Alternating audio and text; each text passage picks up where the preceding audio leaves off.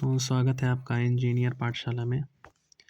तो आज हम बात करने वाले हैं, जैसा कि आपने थंबनेल में देख ही लिया होगा, यूनिट एंड मेज़रमेंट, यानी कि मात्रक और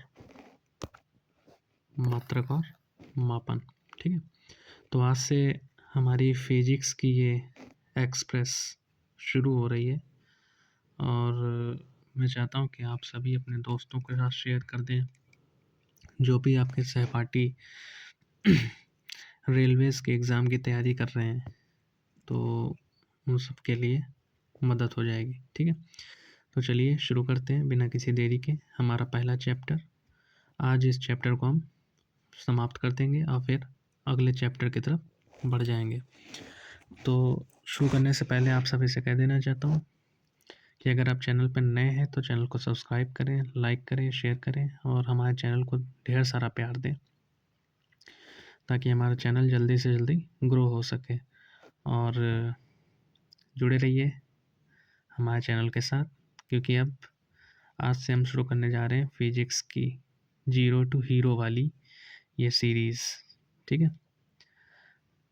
तो सबसे पहले हम भौतिकी की परिभाषा जो होती है मात्रक और मापन, उसके बारे में पढ़ेंगे। ठीक है।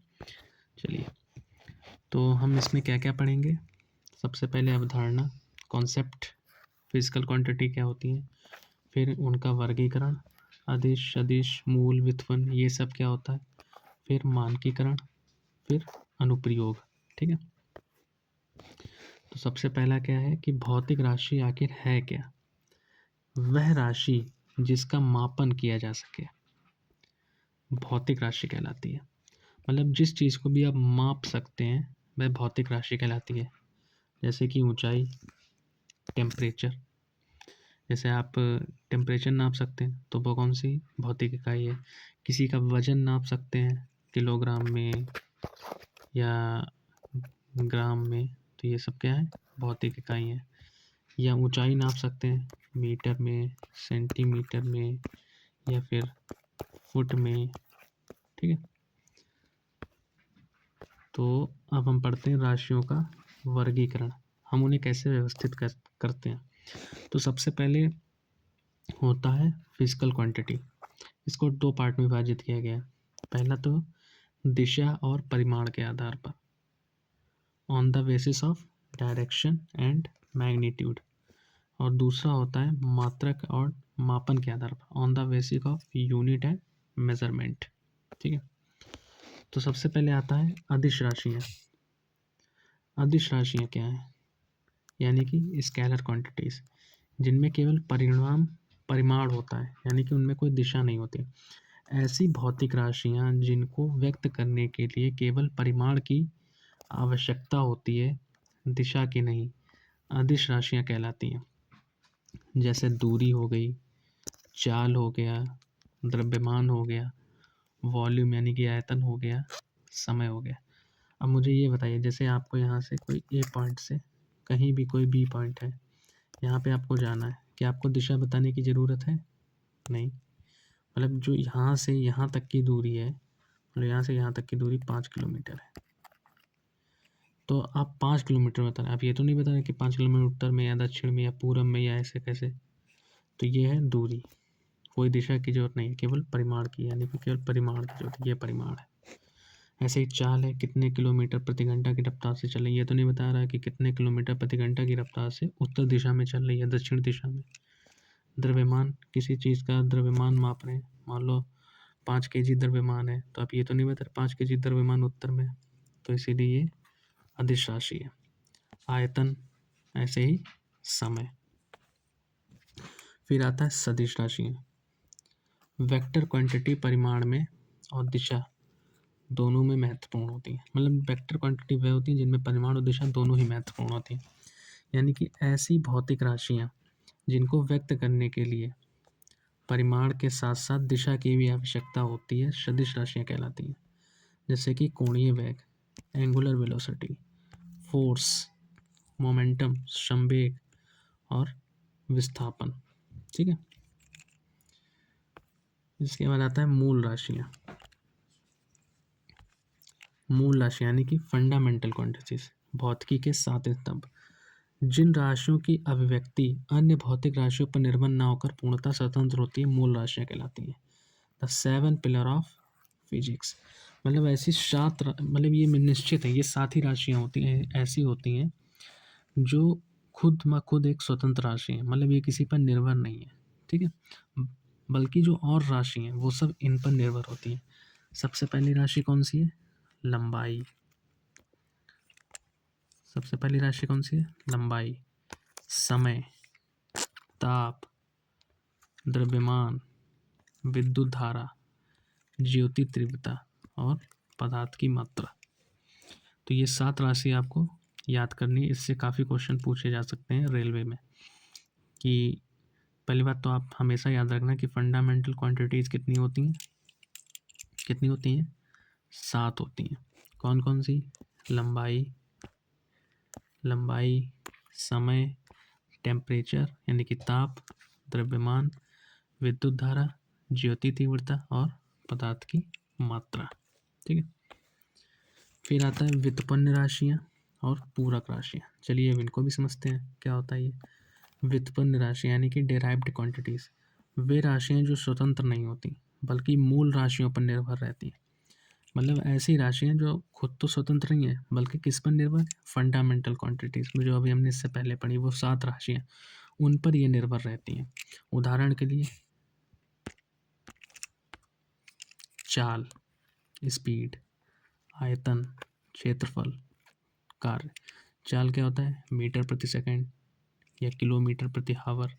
किस पे निर्भर है? किलोमीटर किस पे? दूरी, और मीटर सेकंड टाइम पे। तो मतलब चाल बराबर क्या होता है? दूरी बटे समय। दूरी तो फंडामेंटल क्वांटिटीज है, समय भी फंडामेंटल क्वांटिटी है, तो ये किस पे निर्भर कर रहा है? फंडामेंटल क्वांटिटीज पे, ठीक है। आई होप आपको समझ में आ गया होगा कि व्युत्पन्न राशियाँ किसे कहते हैं। फिर आता है पूरक राशियाँ।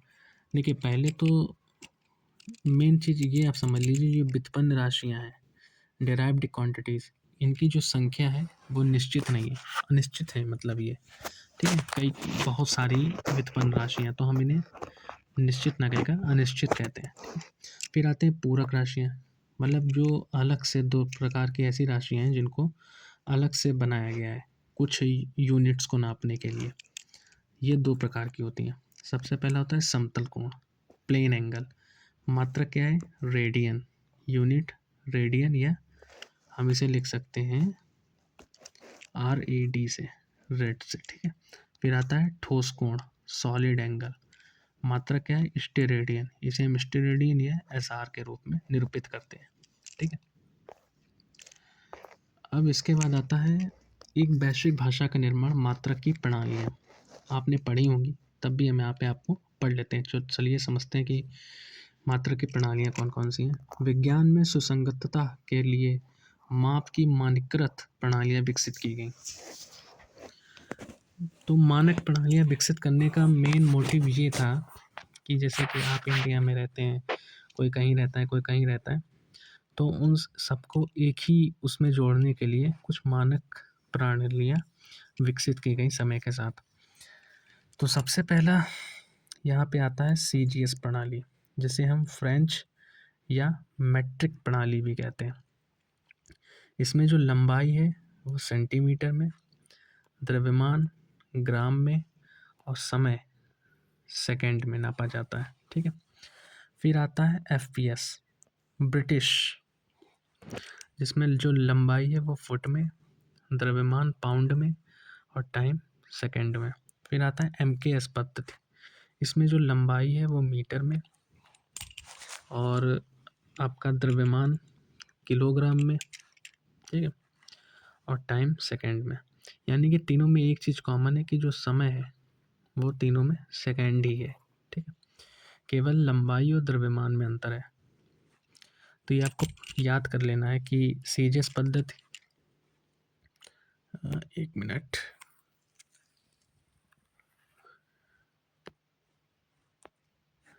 कि CGS पद्धति में, जिसे हम फ्रेंच या मैट्रिक पद्धति भी कहते हैं या सिस्टम कहते हैं, इसमें लंबाई को सेंटीमीटर में, द्रव्यमान को ग्राम में, टाइम को सेकंड में मापते हैं।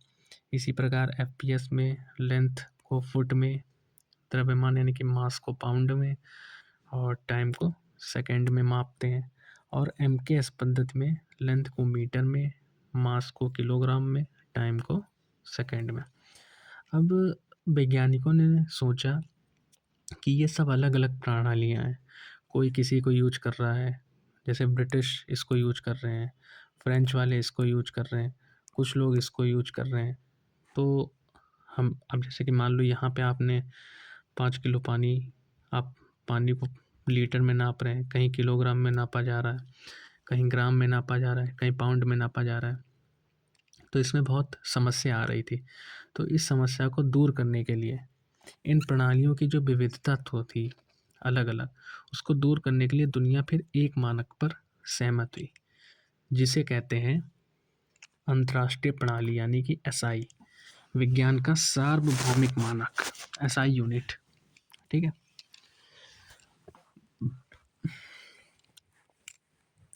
एसआई फ्रांसीसी यानी कि सिस्टम इंटरनेशनल का संक्षिप्त रूप है, इंटरनेशनल सिस्टम। ठीक है, या सिस्टम इंटरनेशनल, जो दुनिया भर में वैज्ञानिक और तकनीकी कार्यों के लिए मानक है। मतलब ये अब सार्वभौमिक है, हर जगह यही चलेगा, इसी के हिसाब से जो प्रणाली जो भी हम मापते हैं वो इसी के अनुसार मापते हैं, एसआई यूनिट। ठीक है। तो यहाँ पे कुछ राशियाँ, नेम और प्रतीक दिए हुए हैं, इनको आप याद कर लें, कुछ भी हो जाए। सबसे पहले आता है समय। समय को सेकंड में ही मापते हैं, इसका जो प्रतीक होता है वो एस होता है, यहाँ 2 बार लिख गया है। ठीक है। फिर आता है लंबाई, लेंथ, इसको हम मीटर में मापते हैं, इसका प्रतीक है स्मॉल एम। फिर आता है द्रव्यमान, मास, इसको हम किलोग्राम में नापते हैं, इसका मात्रक है केजी। फिर आता है विद्युत धारा, इसको हम एम्पियर में मापते हैं, इसका प्रतीक है कैपिटल ए। फिर आता है टेम्परेचर यानी कि तापमान, इसको हम केल्विन में मापते हैं एसआई यूनिट में, इसका प्रतीक है कैपिटल के।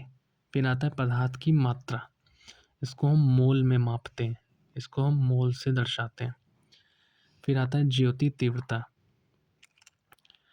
इसको हम कैंडेला, इसका नाम जो रखा गया है एसआई यूनिट, इसकी एसआई यूनिट कैंडेला है, जिसे हम शॉर्टकट में सी डी लिखते हैं, इसका जो सिंबल है। ठीक है। फिर आता है ब्रह्मांड का मापन, जो महत्वपूर्ण व्यवहारिक मात्रक है, जैसे कि सबसे पहला है खगोलीय इकाई, एस्ट्रोनॉमिकल यूनिट, ए यू, जिसे हम किसे लिखते हैं ए यू से। परिभाषा क्या है?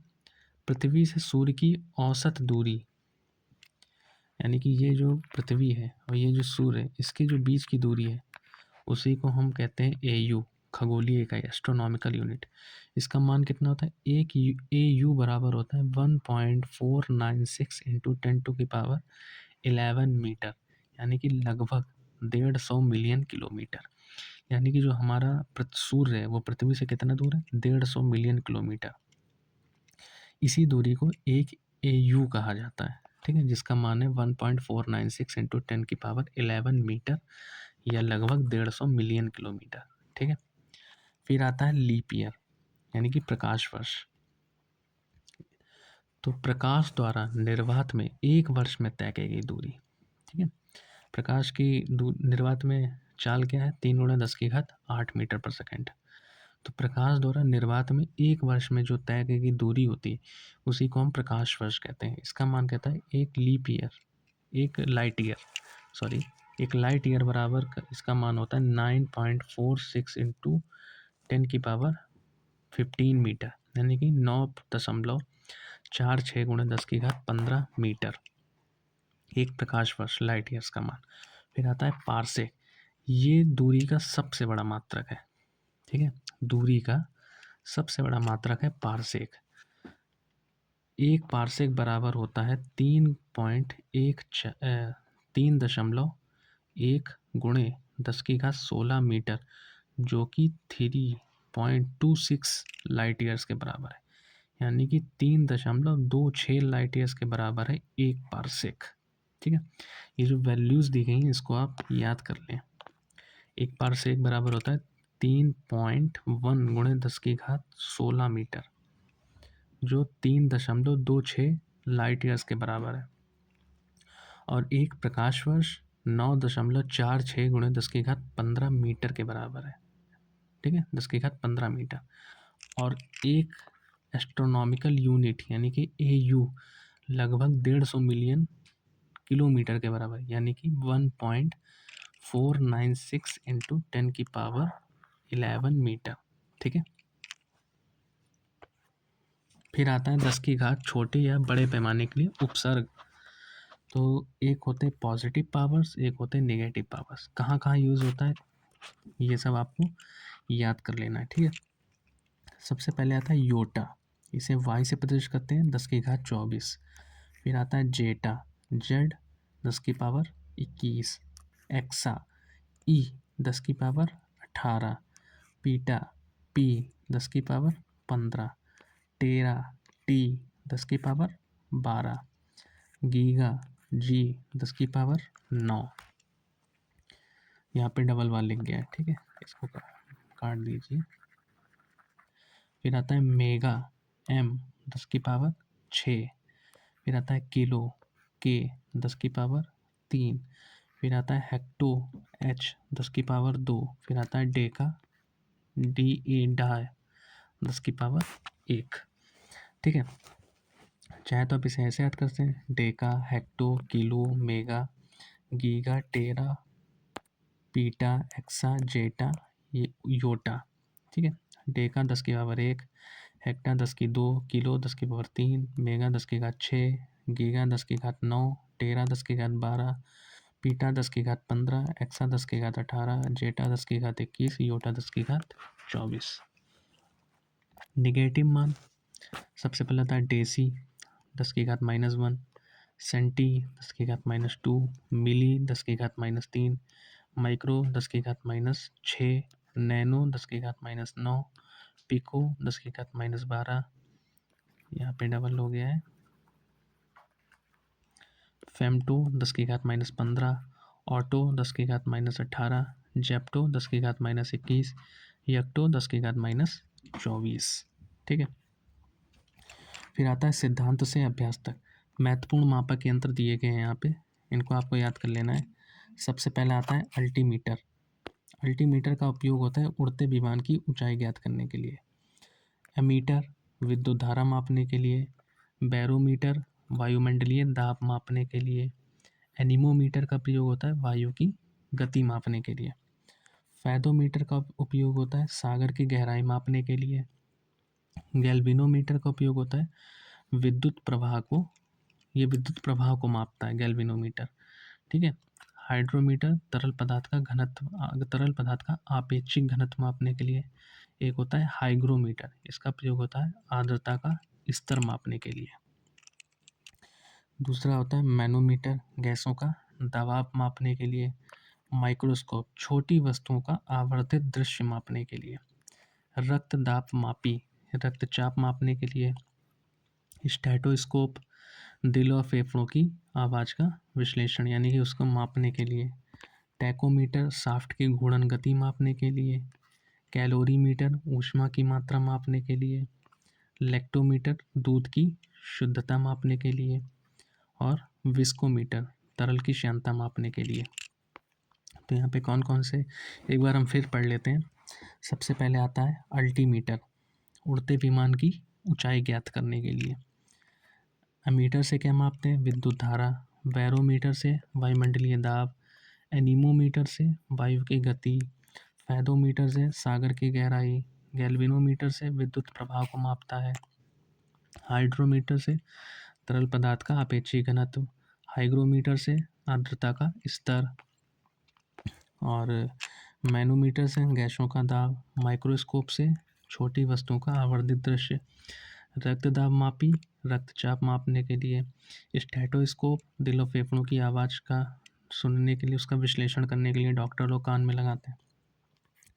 टैकोमीटर, शाफ्ट की घूर्णन गति मापने के लिए। कैलोरीमीटर ऊष्मा की मात्रा करने के लिए, लैक्टोमीटर दूध की शुद्धता के लिए, विस्कोमीटर तरल की श्यानता के लिए। तो ये था आपका इम्पॉर्टेंट चैप्टर। तो यहाँ तक आपको अगर अच्छे से समझ में आया होगा, आई होप आपको अच्छे से समझ में आया होगा।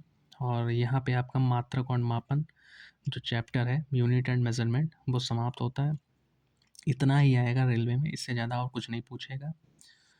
बस आपको क्या करना है, इन सबको याद कर लेना है। खासकर ये जो मैंने आपको ये बताए हैं मापक यंत्र, इनको आप पढ़ लीजिएगा, ये आपके काम के हैं, ठीक है।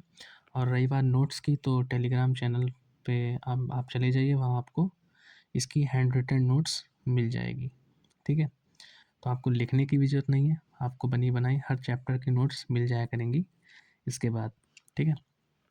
तो टेलीग्राम चैनल को ज्वाइन कर लीजिए, डिस्क्रिप्शन में उसका लिंक दिया हुआ है, वहाँ से आप ये जो PDF आप डाउनलोड कर सकते हैं, ठीक है। अगर आपको वीडियो पसंद आई हो तो लाइक करें, सब्सक्राइब करें, शेयर करें, ठीक है।